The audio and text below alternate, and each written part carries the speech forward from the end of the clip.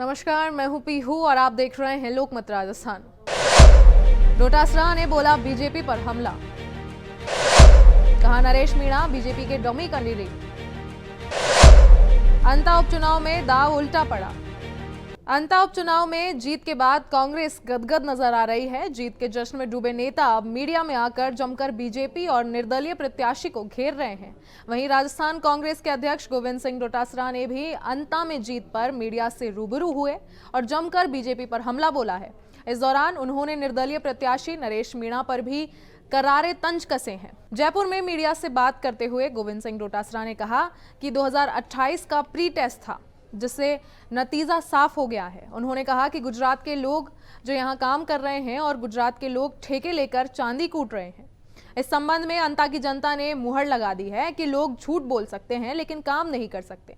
उन्होंने इस दौरान जीत पर टीकाराम जूली और प्रदेश प्रभारी सुखजिंदर सिंह रंधावा को जीत की बधाई दी है। प्रदेश कांग्रेस अध्यक्ष ने कहा कि कांग्रेस के कार्यकर्ता की मेहनत और सरकार की फ्लेयर का नतीजा है। धन बल का प्रयोग किया गया और मशीनरी भी बैठी थी, लेकिन कांग्रेस के कार्यकर्ताओं ने धैर्य रखा और मीडिया ने पारदर्शिता के साथ वहां की घटनाओं को राजस्थान और अंता की जनता पर पहुंचाया।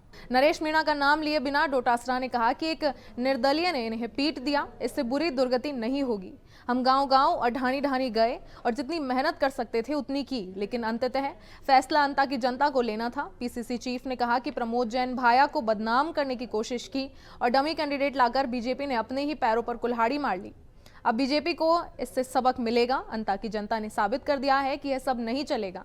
एक एक बूथ पर जाकर कांग्रेस के कार्यकर्ताओं ने मेहनत की और अगर सरकार और धनबल का दुरुपयोग नहीं किया हो तो हमारी जीत 25,000 वोटों से होती। आपको बता दें कि कांग्रेस प्रत्याशी के रूप में प्रमोद जैन भाया का नाम तय होने के बाद में 12 अंता चुनाव प्रभारी अशोक चांदना ने उनके पक्ष में जीत का माहौल बनाना शुरू कर दिया है। चुनाव प्रभारी बनने के बाद से चांदना लगातार विधानसभा क्षेत्र का दौरा कर रहे हैं।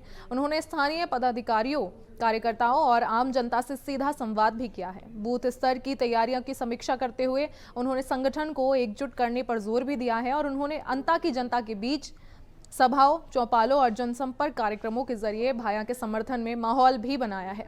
धन्यवाद देना चाहता हूं। मेरी अभी हमारे प्रभारी सुखजिंदर रंधावा साहब से बात हुई है, उनको भी हमने बधाई दी है। उनका भी मार्गदर्शन इस उपचुनाव के अंदर बहुत महत्वपूर्ण रहा था।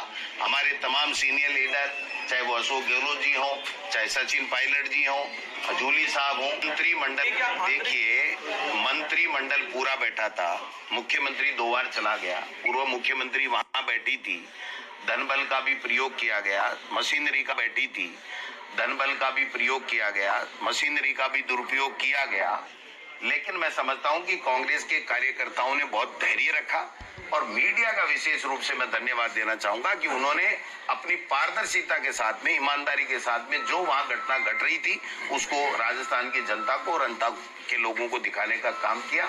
इस पर आप सभी का क्या विचार है, हमें कमेंट्स में जरूर बताएं और ऐसी और खबरों और अपडेट्स के लिए बने रहें लोकमत राजस्थान के साथ।